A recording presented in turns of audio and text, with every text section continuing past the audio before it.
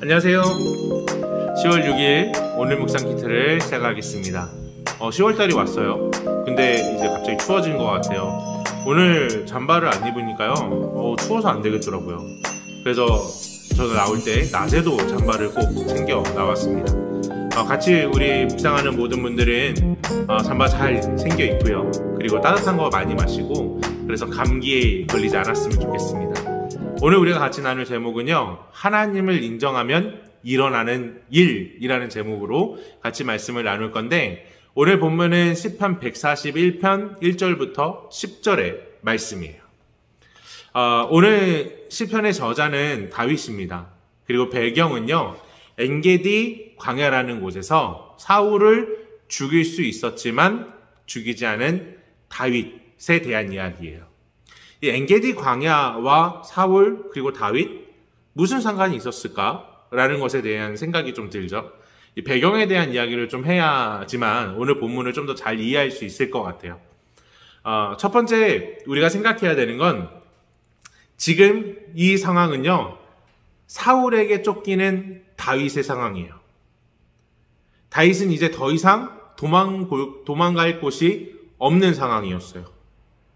그래서 유일하게 이제 이 엔게디 광야에서 마지막으로 사울과 대치해야 되는 상황이었습니다.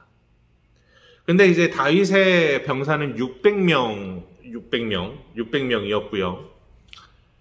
그리고 사울의 병사는 몇천 명이었어요. 싸움이 안 되는 거죠. 그래서 이제 다윗은 끝났다라고 생각을 하고, 이제 최후의 방법으로 엔게디에 있는 동굴에 숨어 있었어요. 근데 사울의 입장에서 보면, 사울은 이제 다윗을 완벽하게 처리할 수 있는 절호의 기회예요. 왜냐면 이 엔게디 광야에 오기 전에 사울이 블레셋과의 싸움에서 대승을 거두거든요. 승리를 거둬요. 그러니까 군인들의 모든 의지도 있고, 군인들의 사기도 충전하고, 그리고 사울 자신도 자신감에 넘쳐 있는 상황이었던 거죠. 이제 다윗만 처단하면 완벽한 상황이 되는 거예요. 그런 상황에서 이제 엔게디 광야에 다윗이 있다는 소식을 듣고 이제 그를 잡으러 온 거죠. 그런데 그때 갑자기 사울의 배가 아프기 시작합니다. 급동이 마려운 거죠. 그래서 한 동굴에 들어가는데, 그 동굴이 하필 다윗이 있는 동굴이었던 거예요. 우리 생각해 보세요. 우리 응가 쌀 때 우리 막 경계하면서 싸나요? 아니잖아요.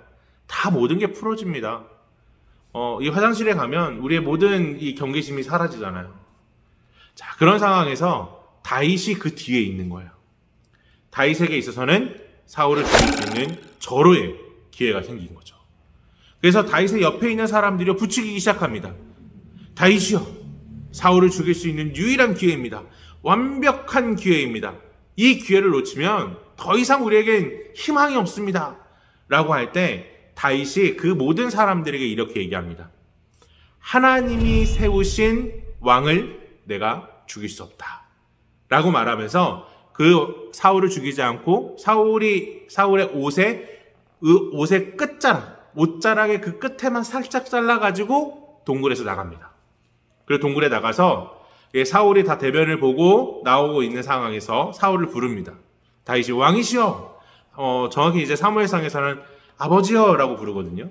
그럴 때 이 옷자락을 막 흔들면서, 내가 당신을 죽일 수 있음에도 불구하고 하나님이 세우신 왕을 내가 죽일 수 없습니다 라고 이야기할 때, 사울이 저 다윗 저기 있다, 죽여라 라고 말하지 않고, 이제 정말로 이새의 아들이라고 막 비하해서 부르던 이름 말고 정말로 다윗이라고 불러주기 시작합니다. 내 아들 다윗아 라고 말하면서, 너가 나를 죽이지 않았구나, 그러면서 이 이야기를 하는 거예요.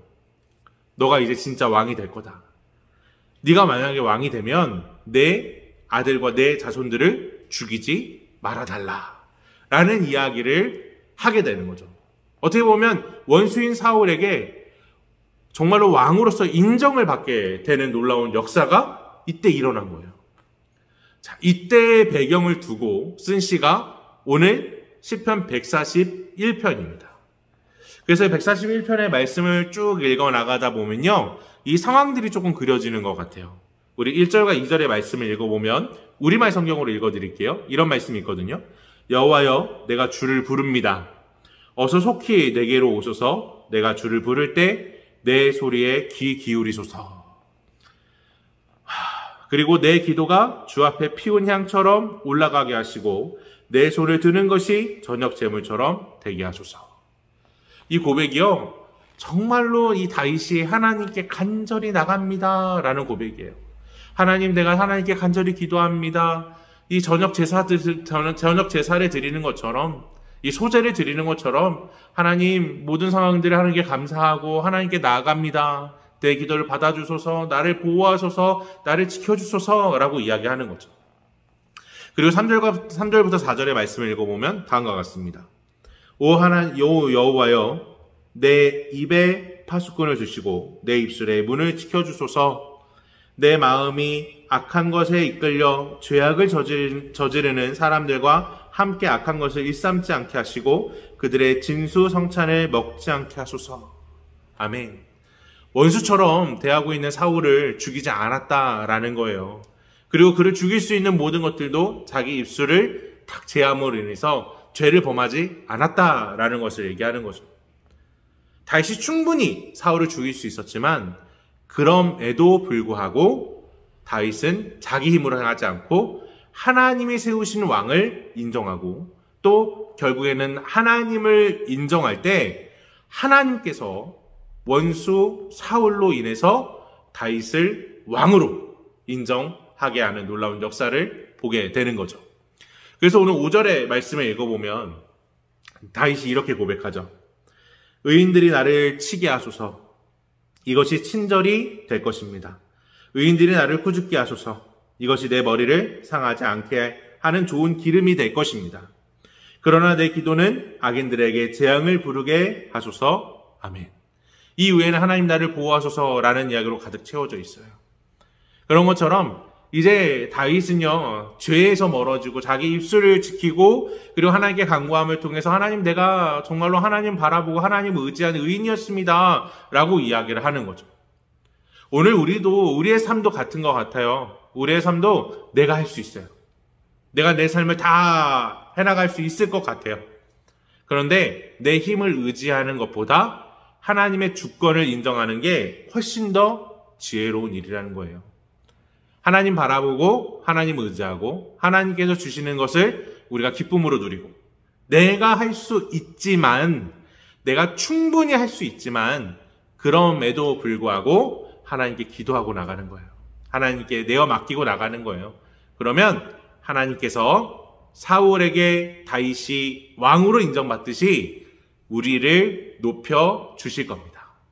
그 말씀을 기대하고 오늘을 살아가고 오늘을 승리하는 우리 모든 묵상하는 분들이 되기를 원합니다. 오늘 묵상 키트는 여기까지고요. 정말 날씨 추워지는데 더욱더 잘 건강 유념하셨으면 좋겠습니다. 오늘 여기까지니까 또 내일 만났으면 좋겠습니다. 안녕.